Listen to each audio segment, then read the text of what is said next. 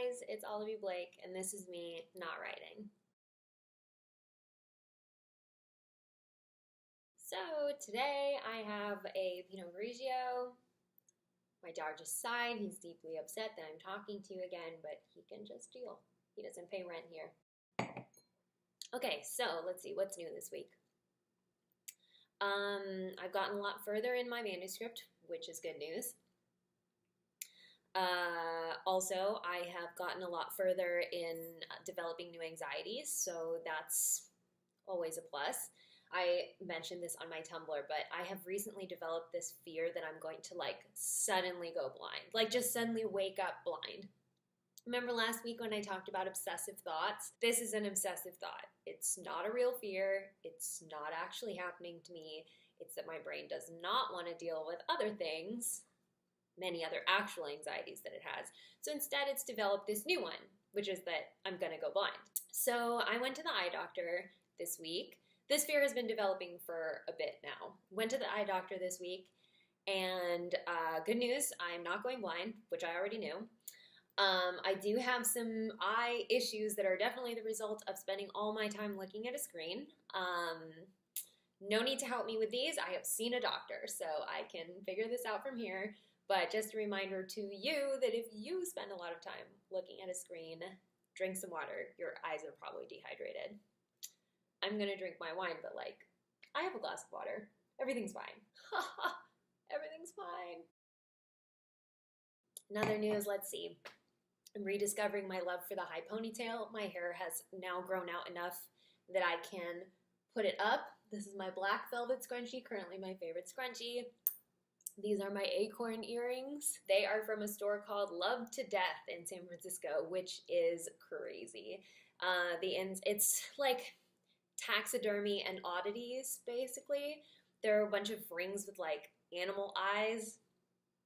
It was wild. If you're ever on Haight Street, go there. There's a good bookstore there. There's an actual magic shop. Just spend some time on Haight Street the next time you're in San Francisco, I guess is what I'm trying to say. Well, I guess we might as well just jump in.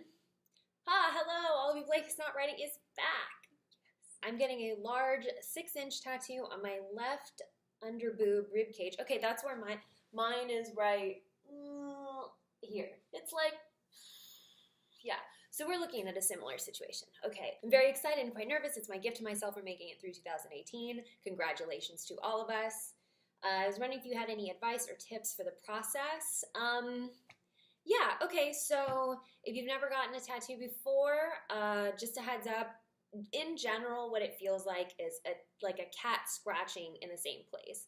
So if you're getting it, I have one on my back that doesn't really hurt because it's not on any nerves and it's not on any bone, really. So that one just felt irritating. On your ribs, that's a painful one. The ribs and the sternum and actually my inner arm one kind of hurt, not really. But definitely the back is the easiest place to have one. The arms also easier. The ribs are going to hurt and they're going to feel like it's ricocheting through your rib cage. That's really what hurts. It's not the pain on your skin so much, but the idea that your whole rib cage is vibrating. Mr. Blake also has a pretty big tattoo right here, and it was pretty painful for him as well. His is actually a cover-up. That's another story. So yeah, so just a heads up, that's what it's going to be a little hard to breathe. So just make sure you're breathing. I chattered sort of endlessly to my tattoo artist just to distract myself. And someone came over after a certain point. I have a pretty high tolerance for pain, just in general, things, yeah. And someone came over and they're like, oh, you're still talking, that's interesting. And I was like, oh God, what does that mean? He was like, most people have they can't speak at this point. And I was like, oh, okay. So not to scare you, but just to be in the realm of reality. Okay, so a little bit of prep. Don't drink alcohol the night before or right before. Avoid caffeine. Anything that's going to thin your blood, so don't take Advil or anything like that. It's going to make you bleed more, which is just going to make it harder for the tattoo artist. Other than outside of that, there's not too much you can do. Well, if it's here, what I did was I wore this old bralette thing that could just be pinned up and that's how he did it. I think some people do it with like bikini tops, so that your entire boob's not out. Yeah, just wear something that if ink gets on it, it's not a big deal. Aftercare, your tattoo artist will probably give you the details on that. You're gonna need Aquaphor. You're gonna need unscented soap, because you'll need to keep it clean. And then you're gonna wanna like pat it dry. You don't wanna rub at it, obviously. I do have one of my tattoos, I got it done in Greece during like a transportation strike, so I was like trapped on an island, and did not take very good care of it, so there is a little bit of like, you can see where the ink got kind of messed up because I didn't treat it well enough. So definitely be vigilant about what your tattoo artist tells you. Don't go out in the sun, probably don't exercise for a couple of days. Don't wear a lot of clothing that's gonna rub. I didn't wear a bra for 3 days. Yeah, but your tattoo artist will tell you all that. So don't stress. I will say, I have now gotten, so I'm like pretty used to Brazilian bikini waxes. Yeah, we're going there. Here we are. So sugaring is a thing in LA, which is the difference between waxing and sugaring is sugaring only adheres, it's like a sugar mixture. It only adheres to the hair. So when they pull the hair, it doesn't upset your skin. So some people like it better. But they also pull with the hair instead of against. It's a slightly different process, and it hurts like a bitch. When I first came in, they were like, have you ever been sugared before? And I was like, no, but I've gotten waxes all the time. I've got a rib tattoo. I'm fine. I had fucking cold sweats through the sugaring. So my point is, if you've been through that level of pain, you're not going to have any problems with the rib tattoo. I want a new tattoo too for my birthday. Just a little one this year, I think. I think I'll get another bigger one like around my hip / side thigh area at some point, but not this year. So a small one, maybe here. Something like linear here-ish. Check back in with me. How do you keep the discipline to work out? Can you help me out? I need to strengthen my core desperately. Oh my gosh. Okay, Mr. Blake hates doing core exercises. His New Year's resolution for the last 2 years has been doing a certain amount of core every day. Last year it was 10 minutes a day, and he couldn't stick to that, so this year it's only 5. I don't know why he hates it. I think core is like my favorite thing to do. Basically anything you're doing is going to involve some core work. Well, okay, so I find that it helps to be regimented. I say this a lot. It's because I really believe it's true. If you just tell yourself, okay, at 7 o'clock every day, I'm going to do some form of working out. Actually, you know what? No. When you're first starting to try to be disciplined about working out, give yourself a schedule that feels achievable. I don't work out every day. Actually, for the latter half of last year, I was only working out 2 to 3 times a week, but for like pretty large blocks. So I was doing TRX for an hour, boxing for an hour, and then sparring for half an hour afterwards. And then I would just not, I walk my dog 2 miles a day about. But outside of that, that's all I was doing. So it's not like you have to go run 5 miles every single day. Definitely give yourself days off. You're gonna want those days off. You deserve those days off. It's gonna be easier to stick to a schedule if you also give yourself the reward of today, you don't have to. And that way, it's also when you're like, I want to skip today, you think, no, because I have my reward day. It's already in the schedule. That's just something I get to look forward to. Today, I have to do this. Classes can be really helpful with this because they're at the same time every whatever. If you can find something you enjoy doing for an hour 3 times a week or something like that, you're off to a great start. You really don't need a whole lot more than that. Outside of if you have like a sedentary job like mine, where I sit here and write all day, then you want to break it up with standing up, walking around. I know like on Gmail you can set a timer that's like, okay, you've been answering emails for 15 minutes, now go walk around for a little bit.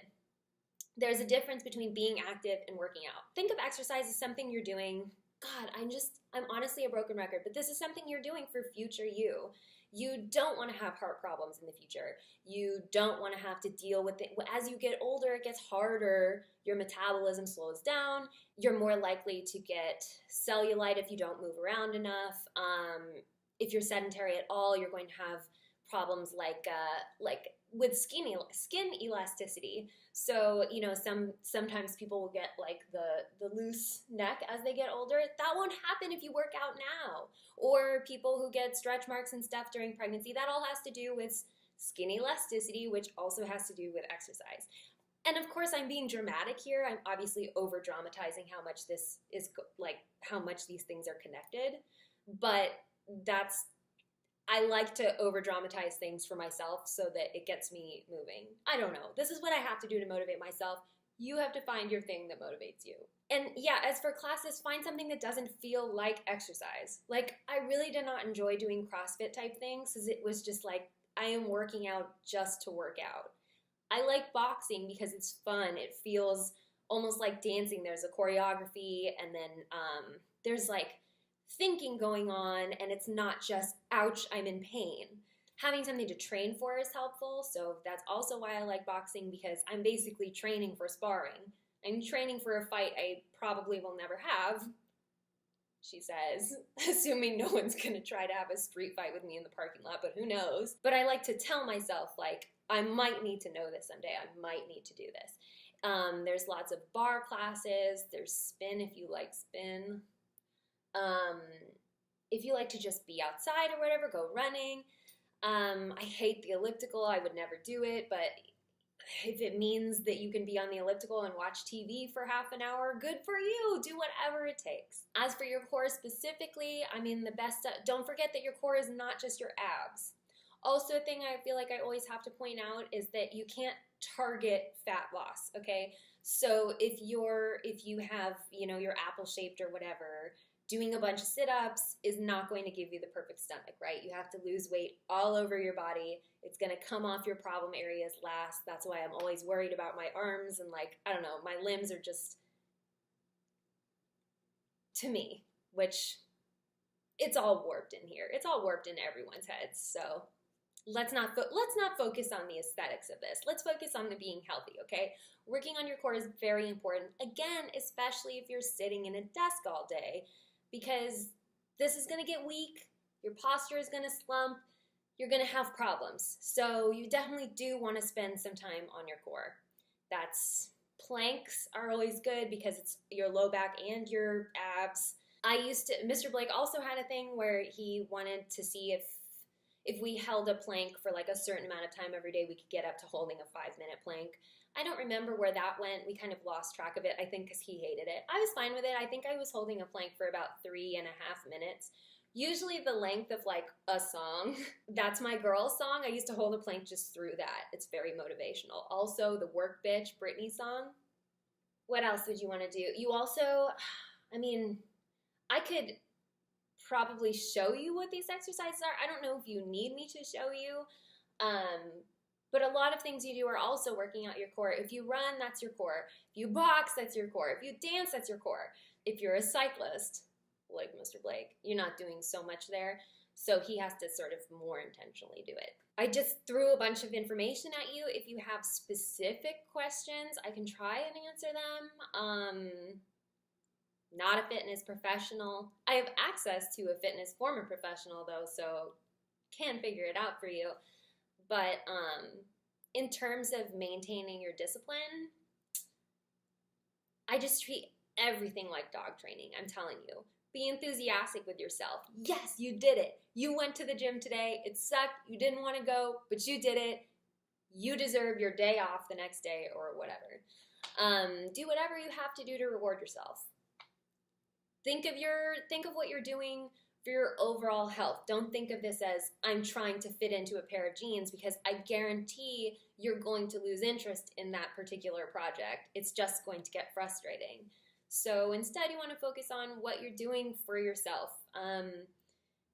You know, mix it with something else. If you are also very stressed, try doing yoga, meditating, anything that feels like meditation to you, where you get out of your stress zone.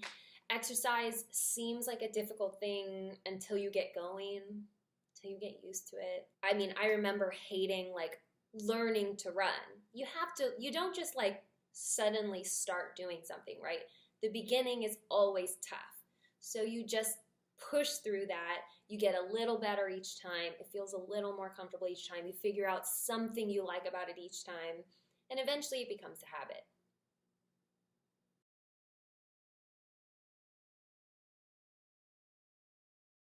Heard that you are mixed with Filipino.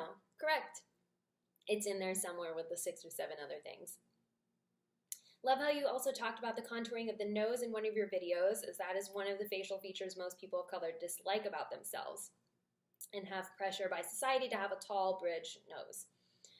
I would love if you'd talk more about society's pressure on women's appearance if you don't mind. Okay, so I wanted to bring this up because I was just talking about exercise, and I don't want you to feel like you need to exercise in order to be a size 000 or whatever. Aside by the fact that that's a size is kind of outrageous. I mean, what has happened here? Like, how about we just shift them? No one wants to move up the numbers, but like, we should, right? Because 000 is a bizarre place to start. Anyway, this is what I'm saying about don't do this to look a certain way.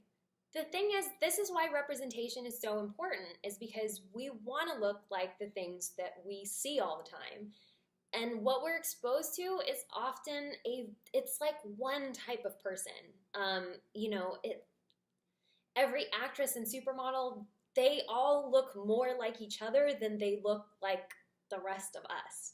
So, I mean, for one thing, be aware that what you're looking at does not represent very much. It represents a very small percentage of the population. People who are doing the contouring videos and making their noses narrower or their cheeks, they're imitating a certain kind of beauty. And there are so many more kinds of beauty than that. I guess I don't really know what I want to say here, other than making it clear that, yeah, what you're seeing has a lot of bias from what the decision makers in the beauty industry and the fashion industry, white men, think is attractive. So what you're seeing in magazines, on TV, is just a very narrow slice of what is beautiful. So just, I guess, step one is just knowing that that's true. Not everyone can afford all the skincare and makeup and beauty products to make you look like the people in the magazines. You don't have to look like that. You don't have to look like anything. If you don't want to wear any makeup, don't wear any makeup. I'm trying to get more comfortable with wearing less. It's been a weird process for me because I've been wearing makeup since I was probably 13 years old. When I was in, I want to say middle school, I started wearing makeup every day to school. And ever since then, I mean, you guys know what it's like probably. You come into work with no makeup on and all the men are like, are you sick? Are you feeling okay? And it's just like, yeah, this is just my face. All you asked me to do was talk about it. And just the reality that there is a lot of pressure to look a certain way. There's a lot of pressure not to age. There is pressure to look young, to look white, to look thin. But you don't have to look that way. I mean, these tastes change all the time. I mean, what's beautiful now wasn't beautiful however many years ago. It wasn't beautiful in other places. It's just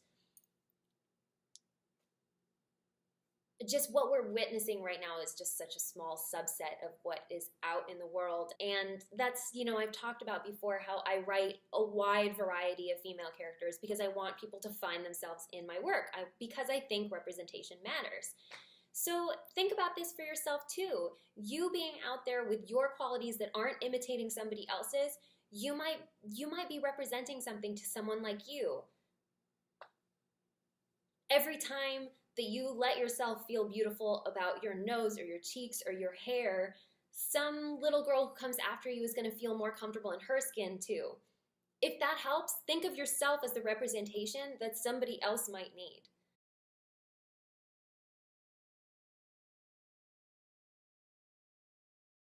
Okay, I've got a couple of writing questions. So the first one I get a lot. How do you come up with your plots? I'm actually pretty sure I've answered this before, This is a very flattering ask. It says they're so original and suspenseful that I can't stop reading. I rarely see unpredictable plots in movies or books anymore, so I was wondering if you had any tips on how you write convoluted conspiracies. They have a great setup on their story, but they're lacking plot so far. It's their first time writing outside of school essays, and they feel a little clueless. Okay, I'm going to say things I've said before. I can't tell you how I come up with plots because I don't know. I just do. But I will say that creativity is a skill.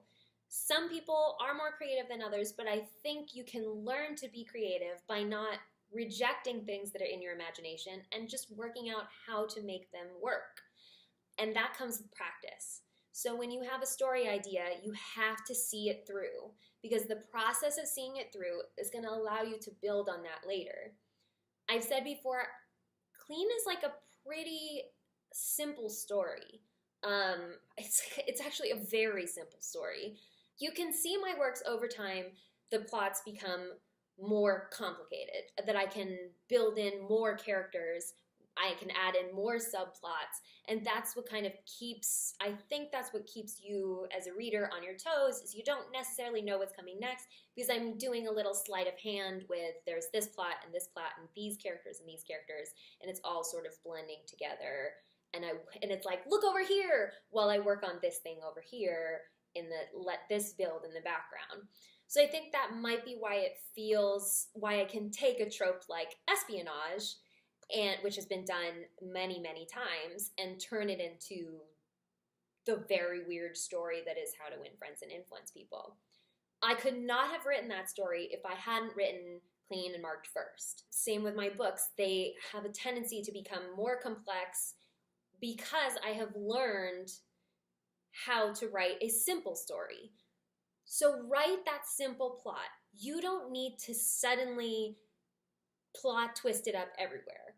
Write a good story from start to finish, and if the plot is a little bit simple and it feels like it's been done before, that's okay. The next time you write a plot, you have the tools to be able to carry that all the way through. It's all practice. You don't become some outstanding writer overnight. Maybe you're gifted and maybe you're brilliant, but it doesn't matter. Good stories come from practice. So don't give up on your story. Work through this sort of middle period where you're like, I've got a great premise and I don't know how I'm going to turn it into something unique. Just work through that. Just finish. Try to do the best you can with pacing, with characters, I think the quality of a story is really rooted in how thoroughly you've built a character and how clearly you've built a world, which is why fan fiction is a great place to start, because you don't really have to build the world. It kind of helps you, gives you a boost that way. So then you can just focus on characterization, on plot, on pacing, go from beginning to end. And then when you get to your next story, you might be able to do something different. You might go back on an idea that you rejected for the current story that you're working on, things that didn't fit or things that didn't make sense, weren't logical with the character progression. You can change it next time around. You can always get better. You can always improve.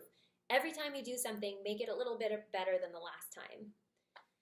Which doesn't answer the question of how I come up with plots, but it does answer the question of why maybe my plots feel more original to you, because I've had a lot of practice getting to that point. Okay, and lastly, I've hit a rewrite wall with my NaNoWriMo. Anyway, I wrote it a year ago, and I keep wanting to rewrite it, update characters. I've considered having the older version next to me and retype the story, but I'm not sure how to start. I'm nervous I won't portray the characters I love and let them grow. What should I do? So I answered this really briefly. Start over, start from scratch. Trust me on this. I've done it both ways. I've done it where I've taken something and tried to rebuild within what was already there. It's so much work. And to be honest, I don't think it got a lot better because I was fighting with the characters and how I wanted them to behave versus how they were originally written. And yeah, so it's basically trying to resolve my feelings about how I wanted the story to go and how I wanted the characters to behave and how they originally were. When, if you're doing a total rehaul of the story, there's already a significant enough problem with what's there that you don't want to have that holding you back. It really does take so much longer. It takes so much longer just to rewrite a sentence from what it originally was than to just write that sentence from scratch the way you want it to sound. Trust me, I am there right now. I was just in my inheritance draft working on the same sentence for an hour. An hour, one sentence. And eventually I just was like, you know what? I'm cutting this whole sentence and I'm writing something else in its place. Solved. I am doing a total overhaul of a book, and I am just starting from scratch. I've got the same characters, but I just started over. And I went back and am reading the old versions of them, and I'm calling it Frankensteining it back together. I'm taking the pieces that I think are good that I didn't write this time around and kind of putting them in there if they fit. But the thing is, it's been a year. You're a year of a better writer now. You've got a year more experience under your belt. Almost no matter what you create now is going to be better than what you created before. So trust yourself. Trust that you can do this without the crutch of your old draft being there. The old version of me always holds me back a little bit. And there's always stuff that I feel like, oh, I don't want to cut. I remember this being important to me, or like I feel sentimental about these passages. Cut that. It doesn't need to be there. It's dead weight. And on that dramatic note, I guess, I know I said I was going to go into it a little bit more. I don't know that I have more to say. I just want to be very emphatic about the fact that, yeah, keep that old draft. Don't look at it. Start from scratch, and when you're done, pull that old draft out and read it and see if there's anything there that you want to salvage. There might be, there might not. I would say chances are, yeah, there'll be a few sentences that you like or a few passages you want to keep that you put back in. But for the most part, what you create now will be way better. And which is not to say that everything you made a year ago needs to be completely overhauled. But it seems to me like you already feel like this needs to be redone, which I totally get. So since you've already made the decision that it needs to be completely reworked, then completely rework it. Nobody wants to hear that because the lazier option, not to call you lazy, but obviously the lazier option is just to work with what's already there. It only sounds like the easier option. It really isn't. You're going to take way more time that way. So best of luck. I'm totally there with you. Yeah, I'm doing both. I'm fighting with an old draft and I'm rewriting something from scratch. And let me tell you, the rewrite from scratch, so much easier. So yeah, hopefully you trust me. I don't know. Just have fun, I guess. Oh, I hope everybody has fun. Okay. I think I might have managed to keep this to a more reasonable time. Actually, maybe not. I think I just talked faster, so I apologize about that. But yeah, okay. So I still have some questions I haven't answered. Next week we're talking about stress relief. We'll see how that goes. Let me know if you have anything else you want me to talk about. And this has been Olivie Blake, not writing, and I will see you next week.